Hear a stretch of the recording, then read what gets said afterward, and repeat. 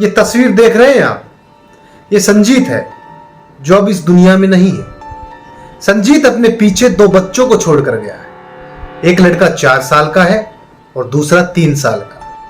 पत्नी भी है, लेकिन परिवार के उजड़ने की वजह भी पत्नी के इर्द गिर्द घूम रही है। लव मैरिज, अवैध संबंध, ससुराल में पिटाई और फिर मौत। आखिर ये मसला है क्या? इस वीडियो में पूरी जानकारी आपको देंगे। अंत तक वीडियो में बने रहिए। मंगलवार को खबर आई कि करनाल के सेक्टर 32 स्थित बीरू कॉलोनी में एक युवक ने पेड़ से लटककर अपनी जान दे दी। वो युवक कोई और नहीं बल्कि संजीत था। संजीत मूल रूप से बिहार का रहने वाला था और पिछले कुछ सालों से करनाल में अपने परिवार के साथ रह रहा था और दिहाड़ी मजदूरी करता था।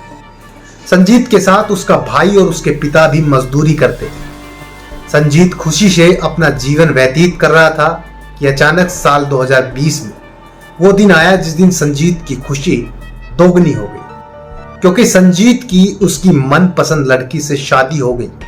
मतलब संजीत ने लव मैरिज कर ली, वो भी खुशबू नाम की लड़की से। शादी के शुरुआती कुछ साल तो सामान्य रहे, लेकिन फिर रिश्तों में दरार आनी शुरू हो गई। झगड़ा इतना बढ़ गया कि दोनों अलग अलग रहने लगे।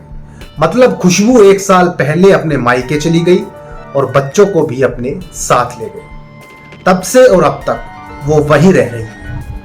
संजीत के भाई विपिन ने बताया कि जब संजीत अपने बच्चों से मिलने अपनी ससुराल जाता था तो उसे बच्चों से मिलने नहीं दिया जाता था। उसकी भाभी बच्चों को छिपा देती थी और उसके भाई संजीत को पिटवाती थी। लेकिन झगड़ा किस बात का था जिसके चलते अलग रहना पड़ा, और संजीत के साथ उसकी पत्नी ऐसा व्यवहार क्यों कर रही थी? इसकी वजह हम लास्ट में आपको बताएंगे। अब आगे सुनिए। मंगलवार शाम को भी संजीत अपने बच्चों से मिलने ससुराल गया था, लेकिन परिजनों के मुताबिक वहां उसे ना तो बच्चों से मिलने दिया गया और उल्टा उसके साथ मारपीट की गई। छोटे भाई विपिन ने बताया कि वह बहुत आहत होकर लौटा था। संजीत को यह बात अंदर से तोड़ गई कि उसे अपने ही बच्चों से मिलने नहीं दिया गया। इसी बात से वो काफी परेशान था। मंगलवार रात को संजीत के पूरे परिवार ने साथ खाना खाया और फिर सब अपने अपने कमरे में सोने चले गए। जिसके बाद उसी देर रात करीब 2 बजे संजीत के पिता जब घर से बाहर निकले तो उन्होंने देखा कि उनका बेटा घर के सामने एक पेड़ पर लटका हुआ है।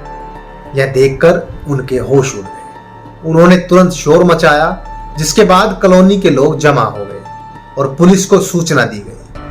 पुलिस ने मौके पर पहुंचकर शव को कब्जे में लेकर पोस्टमार्टम के लिए भेज दिया। लेकिन अब एंट्री होती है तीसरे किरदार की, जिसका नाम है शिवा।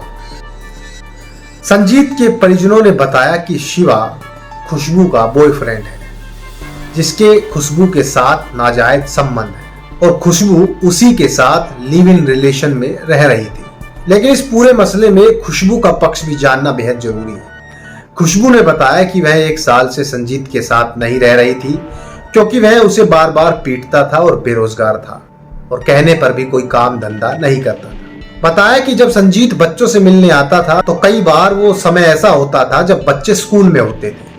ऐसे में उन्हें मिलवाने की स्थिति नहीं बनती थी। शिवा के बारे में खुशबू ने बताया कि वो सिर्फ उसका दोस्त है।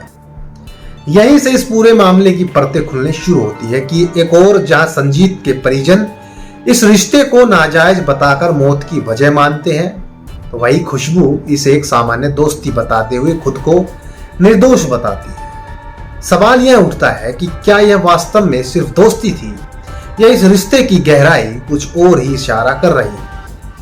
यह मामला सिर्फ एक आत्महत्या का या एक पारिवारिक विवाद नहीं है। यह एक जटिल संबंधों, असंतोष और सामाजिक नजरिए की उलझी हुई कहानी है। यह भी उतना ही जरूरी है कि संजीत के परिजनों के आरोपों की जांच हो, जितना कि खुशबू की बातों को गंभीरता से लिया जाए। एक महिला का पुरुष मित्र होना समाज में आज भी कई बार गलत नजरिए से देखा जाता है, लेकिन सवाल तब उठते हैं जब एक रिश्ता किसी की मौत की वजह बनने लगे। इसलिए अब जिम्मेदारी जांच एजेंसियों की है कि वह निष्पक्ष रूप से सच्चाई सामने लाए, ताकि किसी को गलत न ठहराया जाए और अगर कोई दोषी है तो उसे बख्शा ना जाए। संजीत की मौत एक इंसान की नहीं बल्कि कई सवालों की मौत है जिन्हें अब जवाब चाहिए। ऐसी ही और खबरों के लिए हमारे साथ बने रहिए और हमारे चैनल को सब्सक्राइब करें। नमस्कार।